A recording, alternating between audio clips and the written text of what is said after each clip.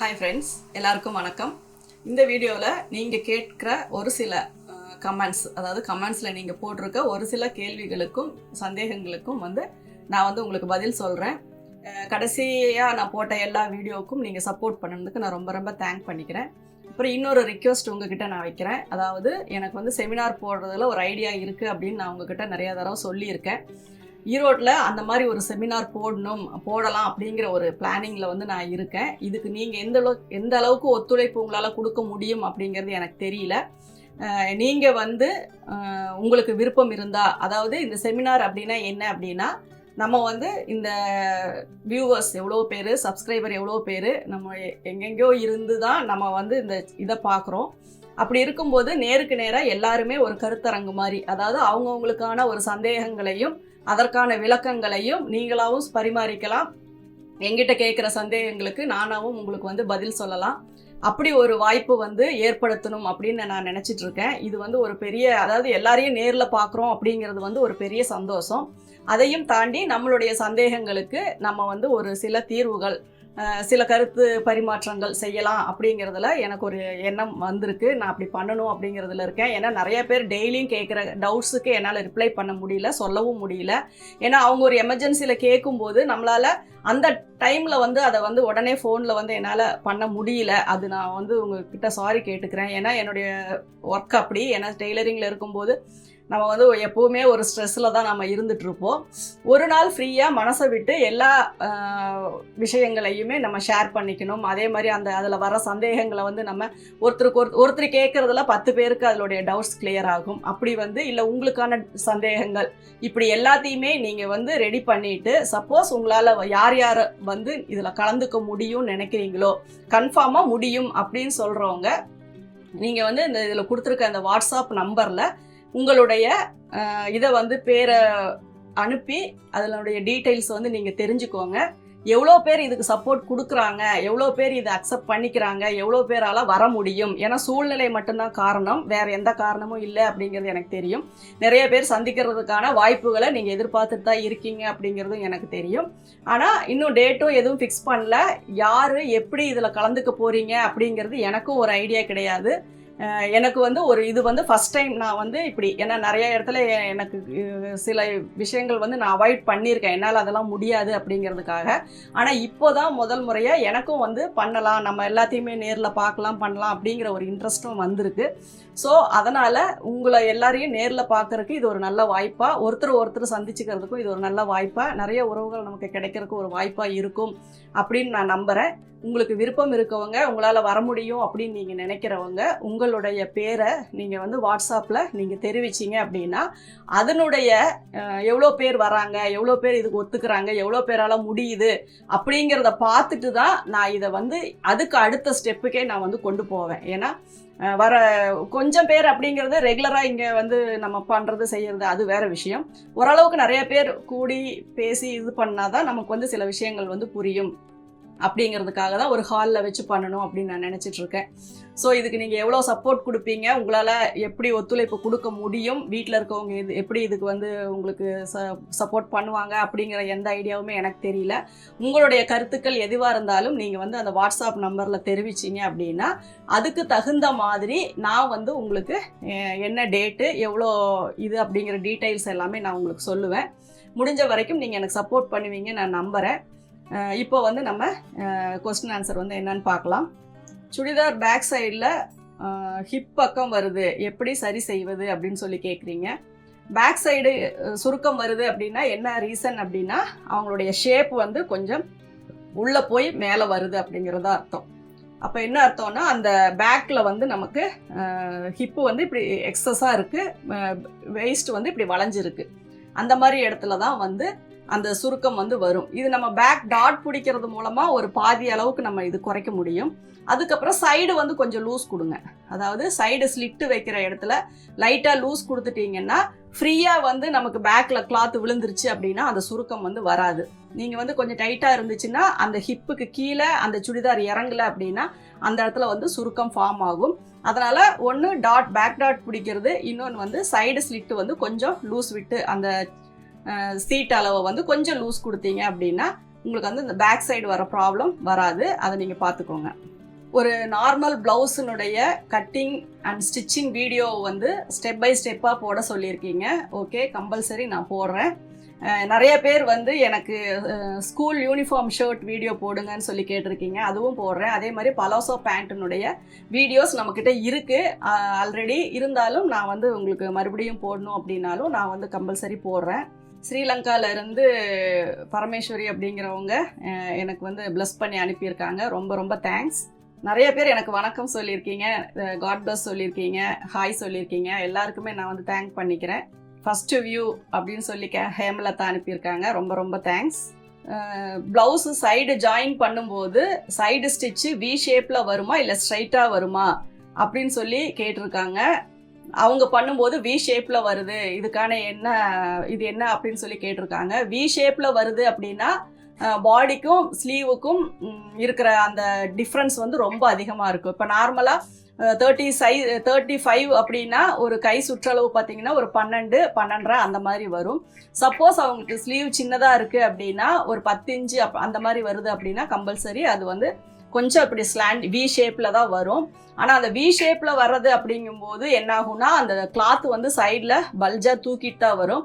சுடிதார்லேயும் இந்த ப்ராப்ளம் வரும், ப்ளவுஸ்லேயும் இந்த ப்ராப்ளம் வரும். அதுக்கு நீங்கள் என்ன பண்ணணும்னா ஆம்ஹோலினுடைய அளவை வந்து நீங்கள் கரெக்டாக வச்சுருக்கீங்களான்னு செக் பண்ணுங்கள். ஆம்ஹோல் கரெக்டாக வைக்கல அப்படின்னா கண்டிப்பாக இந்த ப்ராப்ளம் வரும். இது வந்து என்னன்னா நமக்கு அந்த ஸ்லீவ்னோட எண்டிலிருந்து நம்ம இப்படி உள்பக்கமாக வந்தால் தான் நமக்கு ஸ்லீவ் வந்து கொஞ்சம் கரெக்டாக இருக்கும். இப்படி வி ஷேப்பில் வரும்போது செஸ்ட்டுக்கும் ஸ்லீவுக்கும் அது சுத்தமாக மேட்ச் ஆகாது. ஒன்றா ஆம்ஹோலை வந்து கீழே டவுன் பண்ணுங்கள். டவுன் பண்ணிவிட்டு அந்த இப்படி மார்க் வச்சு வரைஞ்சி அந்த ஸ்லீவ் வந்து நீங்கள் ரஃப்பாகவே ஸ்லீவ் லென்த்து வச்சு ஸ்லீவ் ரவுண்டு வச்சு பென்சிலில் மார்க் பண்ணி பார்த்தீங்கன்னா அப்படின்னாவே உங்களுக்கு ஆட்டோமேட்டிக்காக அது என்ன ஷேப்பில் வருதுன்னு தெரியும். அதுக்கப்புறமா நீங்கள் கட்டிங் போடுங்க. ஏன்னா ஒவ்வொரு பீஸுமே நம்ம இது ஒரு பிரச்சனைக்காக நம்ம வந்து கட் பண்ண முடியாது. ஏன்னா செஸ்ட் ரவுண்ட் வந்து கம்பல்சரி வி ஷேப்பில் வந்து லூஸாக தான் இருக்கும். அதனால் அது உள்பக்கமாக தையல் போடுற மாதிரி தான் வரும். அதனால் நீங்கள் ஒரு தடவை உங்கள் மெஷர்மெண்ட்ஸ் எல்லாம் வச்சு மார்க் பண்ணி ஒரு டிராயிங் போட்டுட்டு அதனுடைய பேப்பரில் அந்த ஜாயிண்ட் எப்படி வருது அப்படிங்கிறத பார்த்துட்டு அதுக்கப்புறமா நீங்கள் கட்டிங் போட்டிங்கன்னா இந்த ப்ராப்ளம் உங்களுக்கு வராது. நீங்களாவே இதை வந்து அந்த பிரச்சனை என்ன அப்படிங்கிறத தெரிஞ்சுக்கலாம். பூங்கொடிங்கிறவங்க கேட்டிருக்காங்க, ma'am one doubt, neck piece வைக்கும்போது நீங்கள் கட் பண்ணலாமா ஆர் கட் பண்ணலாமா சொல்ல சுடி மாதிரி தான். அதாவது நெக் பீஸ் அட்டாச் பண்ணும்போது அதை வந்து நம்ம நார்மலாக வந்து ப்ளவுஸ் நெக்கு வைக்கிறோம். அதாவது ஒரு நெக்குனா என்னன்னா நம்ம சுடிக்கு எல்லாமே ஒரு டிஃப்ரெண்ட் டைப் ஆஃப் நெக்கு வந்து நம்ம வைக்கிறோம். அப்படி வைக்கும்போது அதனுடைய ஃபினிஷிங் நல்லா வரணும் அப்படிங்கிறதுக்காக நம்ம வந்து கேன்வாஸ் யூஸ் பண்ணுறோம். இந்த கேன்வாஸ் அப்படிங்கிறது வந்து சுடிதாருக்கும் வைக்கலாம், ப்ளவுஸுக்கும் வைக்கலாம். அது வந்து மாடலுக்கு தகுந்த மாதிரி தான் அதை வைக்கிறோம். நார்மலான ஒரு பா நெக்கு ரவுண்ட் நெக்கெல்லாம் வைக்கும்போது நீங்கள் வந்துட்டு நம்ம கேன்வாஸ் வேணும்னாலும் வச்சுக்கலாம். இல்லை நம்ம ப்ளவுஸுக்கு எப்படி வைக்கிறோமோ அது மாதிரி கூட நம்ம வச்சுக்கலாம். இப்படி தான் வைக்கணும் அப்படிங்கிறத எந்த ஒரு ரூல்ஸுமே கிடையாது. நமக்கு எந்த நெக்கு எப்படி வச்சாலும் அதனுடைய ஃபினிஷிங் வந்து பர்ஃபெக்டாக இருக்கணும். ஸ்கொயர் நெக்காக இருந்தாலும் அந்த கார்னர் கரெக்டாக ஷேப் வரும், ஸ்ட்ரெயிட் கரெக்டாக வரணும். ரவுண்டாக இருந்தாலும் அந்த ஷேப் வந்து நமக்கு கரெக்டாக வரணும். ஒன் சைடு ஒரு மாதிரி இன்னொரு சைடு ஒரு மாதிரியும் நம்ம தைச்சிடக்கூடாது. ஏன்னா கட்டிங்கில் வந்து ஈவனாக தான் வரும். ஏன்னா ரெண்டையும் டபுள் பண்ணி தான் கட் பண்ணுறோம். ஆனால் ஸ்டிச்சிங் பண்ணும்போது நம்ம ஒரு சைடு கொஞ்சம் அதிகமாக தைச்சிட்டோம் அப்படின்னா ஒரு பக்கம் இழுத்த மாதிரி போயிடும். அதனால் நெக்கினுடைய ஃபினிஷிங்கை பொறுத்த வரைக்கும் சுடிதாருக்கு கேன்வாஸ் பெட்டர் ஆப்ஷன். ப்ளவுஸுக்கு நம்ம cross piece or straight piece நெக்குக்கு தகுந்த மாதிரி நம்ம வைக்கிறது தான் ஒரு நல்ல இது. இந்த மெத்தடே நீங்கள் ஃபாலோ பண்ணுங்கள். ஏதாவது ஒரு ஸ்டோன் ஒர்க்கு ஏதாவது ஒரு ரொம்ப அந்த இடத்துல கேன்வாஸ் வச்சு நம்மளால் பண்ண முடியல அப்படிங்கிற மாதிரி வந்துச்சு அப்படின்னா ஒன்றா நெக்கை ஒரு கிளாத்தை உள்ளே கொடுத்து அடித்து திருப்பிடுங்க. அப்படி இல்லை அப்படின்னா நீங்கள் நெக் பீஸ் எப்படி கொடுக்குறீங்களோ அந்த மாதிரி கொடுத்துக்கலாம். ஆனால் நம்ம ரொம்ப நாளாக யூஸ் பண்ணுற ஒரே மெத்தடு சுடிக்கு எல்லாமே கேன்வாஸ் தான் வைக்கிறோம். ப்ளவுஸுக்கு எல்லாமே நார்மலாக நம்ம பீசஸ் தான் கிளாத்தில் தான் கொடுக்குறோம். கிராஸ் பீஸ் அல்லது ஸ்ட்ரெயிட் பீஸ் அதுக்கு தகுந்த மாதிரி தான் நம்ம கொடுக்குறோம். உங்களுக்கு எப்படி ஈஸியாக இருக்கோ அதை ஃபாலோ பண்ணிக்கோங்க. லைனிங் ப்ளவுஸில் மட்டும் எனக்கு ஷோல்டர் 2.5 வைத்தால் ஸ்லிப் அதாவது ஃபால் வருது, 2 வைக்கலாமா அப்படின்னு சொல்லி கேட்குறாங்க. இந்த 2.5 அப்படிங்கிறது கழுத்தினுடைய அகலம்னு நினைக்கிறேன். 2 இன்ச்சு அப்படிங்கும்போது ரொம்ப க்ளோஸாக இருக்கும். 2.5 அப்படிங்கிறது வந்து ஒரு 36-35 செஸ்ட்டுக்கு ஓகே தான், கொஞ்சம் க்ளோஸ் நெக்காக வரும். ஆனால் ஷோல்டர் ஃபாலுக்கும் நெக்கினுடைய அகலத்துக்கும் வந்து எந்த சம்மந்தமுமே கிடையாது. நெக்கு எவ்வளோ அகலம் வந்தாலும் ஷோல்டர் வந்து ஃபிட்டாக இருக்கணும். அப்படின்னா ஃபஸ்ட்டு வந்து செஸ்ட்டு வந்து கரெக்டான டைட்டில் இருக்கணும். ஆர்ம் ஹோலும் ஷோல்டர் அளவும் பர்ஃபெக்டாக இருக்கணும். இதைத்தான் நீங்கள் மாற்றுறதுக்கு ட்ரை பண்ணுமே ஒழிய நெக்கு வந்து உங்களுக்கு ப்ராப்ளம் இல்லை. நெக்கு வைடாக வேணும்னு ஆசைப்படுறவங்களுக்கு அப்போ ஷோல்டர் ஃபால் வந்தே தான் இருக்குமா அப்படிங்கிற ஒரு கேள்வி வரும். அதனால் அதெல்லாம் ஒன்றும் இல்லை. நீங்கள் நெக்கு அகலம் எவ்வளோ வச்சாலும் ஷோல்டர் வந்து ஃபிட்டிங்காக உட்காரணும் அப்படின்னா அதுக்கு ஃபஸ்ட்டு செஸ்ட் ரவுண்டு கரெக்டாக இருக்கணும். அந்த செஸ்ட் ரவுண்டை கால்குலேட் பண்ணி நீங்கள் ஷோல்டர் கரெக்டாக வைக்கணும். அதனுடைய ஆர்ம் ஹோல் கரெக்டாக வைக்கணும். இதெல்லாம் ஒன்றுக்கு ஒன்று தொடர்புடையது. இதை கரெக்ட் பண்ணிட்டீங்க அப்படின்னாவே உங்களுக்கு வந்து மேக்ஸிமம் இந்த ஷோல்டர் ஃபால் வராது. அதனால் அதை ட்ரை பண்ணுங்கள். எந்த அளவுக்கு மேலே போனால் கிராஸ் கட்டிங் போடலாம் அப்படின்றீங்க. கிராஸ் கட்டிங்க்கு வந்து எப்படி சொல்கிறது, சின்ன குழந்தைங்களுக்கெல்லாம் கிராஸ் கட்டிங் தேவையில்லை. அதாவது புதுசாக வந்து இப்போ சின்ன பிள்ளைங்க புதுசாக ஆஃப் சாரி போடுறாங்க, புதுசாக தாவணி போடுறாங்க அப்படின்னா அவங்களுக்கெல்லாம் வந்து நம்ம இது கிராஸ் கட் வந்து நமக்கு தேவையில்லை. நார்மல் கட்டே போட்டுக்கலாம். செஸ்ட்டு வந்து ஓரளவுக்கு ஒரு 32 சைஸுக்கு மேலே வருது அப்படிங்கும்போது நம்ம அப்போ இருந்தே வேணாலும் கிராஸ் கட் போடலாம். கிராஸ் கட் வந்து இந்த ஏஜில் தான் போடணும், இந்த கப் சைஸ்க்கு தான் போடணும் அப்படிங்கிறது இல்லை. அது அவங்கவுங்களுடைய இன்ட்ரெஸ்ட்டு. நார்மல் ப்ளவுஸ் போடும்போது ஒரு மாதிரி ஃபீல் இருக்கும், கிராஸ் கட் ப்ளவுஸ் போடும்போது ஒரு மாதிரி ஃபீல் இருக்கும். அது எது அவங்களுக்கு விருப்பமாக இருக்கோ அது மாதிரி போடலாம். இப்படி தான் போடணும் அப்படிங்கிறது கிடையாது. அதனால் அது அவங்க ஒரே மாதிரி மாடலில் போட ஆரம்பிச்சிட்டாங்கன்னா எந்த அளவு பஸ்ட்டாக இருந்தாலும் அவங்க வந்து நேர்கட்டு தான் கேட்பாங்க. அதுவே சின்ன செஸ்ட்டாக இருந்தால் கூட சின்ன மிடில் ஏஜாக இருக்கவங்க கூட கிராஸ் கட் போட்டு பழகிட்டாங்க அப்படின்னா எப்போவுமே கிராஸ் கட் தான் கேட்பாங்க. அது வந்து அவங்க ஃபர்ஸ்ட்ல இருந்து என்ன ஃபாலோ பண்ணுறாங்களோ அதை பேஸ் பண்ணி தான் ஒரு சில நேரங்களில் சேஞ்ச் பண்ணி பார்க்கலாம் அப்படிங்கிற ஐடியா அவங்களுக்கு வரும்போது அதை மாற்றிக்குவாங்க. மற்றபடி நம்ம வந்து இப்படி தான் போடணும் இதுதான். ஆனால் ஃப்ளாட்டாக இருக்கும், ஒன்று வந்து என்ஹான்ஸ் பண்ணி காட்டும். இது ரெண்டு தான் வித்தியாசம். அது அவங்கவுங்களுடைய விருப்பத்தை தகுந்த மாதிரி நம்ம போட்டுக்கலாம். நீங்கள் சொன்னபடியே கட்டிங் போட்டு தைத்தேன், அருமையாக இருந்தது, நன்றி சகோதரி. வயிறு பெரியதாக இருப்பவருக்கு எப்படி அளவு எடுப்பது சொல்லுங்க அப்படின்னு சொல்லி கேட்டிருக்கீங்க. சுடிதாரை பொறுத்த வரைக்கும் மெஷர்மெண்ட் இப்போ செஸ்ட் பெருசாக இருந்தால் அந்த இடத்துல ஒரு மிடில் செஸ்ட் மெஷர்மெண்ட் எடுக்கிற மாதிரி வயிறு பெருசாக இருக்கிற இடத்துல ஒரு செஸ்ட் எடுத்துக்கோங்க, ஒரு மிடில் வெயிஸ்ட் எடுத்துக்கோங்க. அப்போ என்ன ஆகும்னா நீங்கள் ட்ராப் பண்ணும்போது அந்த அளவு அதுக்குள்ளே அடங்குதான்னு பாருங்கள். அப்படி இல்லாட்டினா வேஸ்ட்லேருந்து கொஞ்சம் லூஸ் கொடுத்துருங்க. அப்போ வந்து அவங்களுக்கு அந்த வயிறு வந்து டைட் ஆகாது. ஏன்னா சடனாக வேஸ்ட்டு சின்னதாகவும் மறுபடியும் வயிறு பெருசாக இருக்குன்ட்டு நம்ம அதே அளவில் தைச்சோம்னா அந்த இடம் வயிறு அவங்களுக்கு தனியாக செப்பரேட்டாக தெரியும். அதனால் லைட்டாகவே செஸ்ட்டு அப்புறம் வேஸ்ட்டு அப்புறம் சீட் அப்படி லைட்டாக லூஸ் கொடுத்துட்டே வந்தோம்னா அந்த வயிறு வந்து அவங்களுக்கு வெளியில் ரொம்ப தெரியாது. நம்ம அளவை மட்டும் எடுத்து நம்ம வைக்கிற அளவுக்குள்ளே அது செட் ஆகுதா அப்படிங்கிறது மட்டும் பார்க்கலாம். சப்போஸ் நம்ம வைக்கிற அளவுக்கு மேலே அது வருது அப்படின்னா, அந்த அளவு அதிகமாக இருக்குது அப்படின்னா நீங்கள் அந்த அளவுக்கு தகுந்த மாதிரி லைட்டாக அந்த ஷேப்பை வந்து நீங்கள் மாற்றிக்கிட்டீங்க அப்படின்னா அவங்க சுடிதார் போடும்போது நீட்டாகவும் ஃபிட்டிங்காகவும் இருக்கும். ஆன்லைன் கிளாஸ் இருக்கான்னு சொல்லி கேட்டிருக்கீங்க.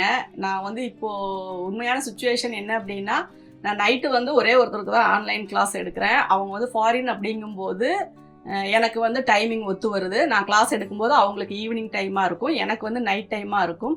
மற்ற நாளில் நான் கிளாஸஸ் எடுக்கணும் அப்படின்னா நான் ஷாப்புக்கு போயிடுவேன். சண்டே மட்டும்தான் நான் ஃப்ரீயாக இருப்பேன். சண்டே அப்படிங்கும்போது ஒரு நாள் நமக்கு வீட்டில் எல்லா வேலையும் இதாக இருக்கும். என்னால் அந்த சண்டே சாட்டர்டேயில் ஏதாவது என்னால் கிளாஸஸ் எடுக்க முடிஞ்சால் எடுக்கணும். ஏன்னா நிறையா பேர் கேட்குறனால எடுக்கணும் அப்படிங்கிற ஒரு ஐடியாவில் இருக்கேன்.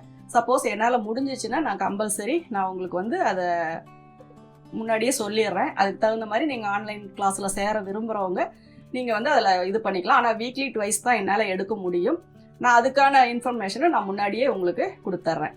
எல்லோருக்கும் அளவு மாறுபாடு இருக்குமா அப்படின்னு சொல்லி மாயா அப்படிங்கிறவங்க கேட்டிருக்காங்க. அளவுங்கிறது வந்து கம்பல்சரி இருக்கும். ஏன்னா நம்ம ஒரு 10 பேரை பார்க்குறோன்னா அந்த 10 பேர் பாடி ஷேப்பும் ஒரே மாதிரி இருக்கவே இருக்காது. ஆனால் நார்மலாக நம்ம வைக்கிற ஈஸ் அலவன்ஸ் 4 இன்ச்சு போதும், அதுக்கு மேலே தேவையில்லை. அந்த 4 இன்ச்சே ஒரு சிலருக்கு லூஸாக கூட வரலாம். ப்ளவுஸ் ஃபிட்டிங்லலாம் பார்த்தீங்கன்னா ஒரு சிலருக்கு 4 இன்ச்சு வைக்கும்போது கொஞ்சம் லூஸ் வரும், ஒரு சிலருக்கு 4 இன்ச்சு பத்தாமல் இருக்கும். அது எல்லாமே வந்து நம்ம வந்து கெஸ் பண்ணி வைக்கிற அந்த இதுதான். ஏன்னா எல்லாருக்குமே மேக்ஸிமம் ஒரே ஹைட்டோ ஒரே செஸ்ட் ரவுண்டோ ஒரே பஸ்ட்டோ ஒரே ஹிப்போ அப்படியெல்லாம் இருக்கவே இருக்காது. கம்பல்சரி ஒவ்வொருத்தருக்கும் அளவு மாறுபடும். ஆனால் நம்மளுடைய அந்த ஸ்டிச்சிங் இது வந்து எப்போவுமே மாறாது, எல்லாம் ஒரே மாதிரி தான் எப்போவுமே இருக்கும். ஓகே, இப்போ நம்ம இந்த வீடியோவில் ஒரு சில நீங்கள் கேட்ட கொஸ்டினுக்கு வந்து நான் ஆன்சர் பண்ணினேன். மீதி இருக்கிறத நான் மறுபடியும் உங்களுக்கு டைம் கிடைக்கும்போது நான் உங்களுக்கு அதுக்கு ஆன்சர் பண்ணுறேன். அடுத்து தொடர்ந்து அடுத்தடுத்த வீடியோவில் நம்ம மீண்டும் சந்திக்கலாம். நான் சொன்ன விஷயங்கள் வந்து நீங்கள் எப்படி அதாவது ஒரு செமினார் கிளாஸுக்கு உங்களுடைய சப்போர்ட் எப்படி இருக்கணும்னு நான் தெரிஞ்சுக்கிறேன். அதுக்காக நீங்கள் கம்பல்சரி எனக்கு வந்துட்டு வாட்ஸ்அப் நம்பரில் நீங்கள் மெசேஜ் பண்ணுங்கள். Thank you viewers.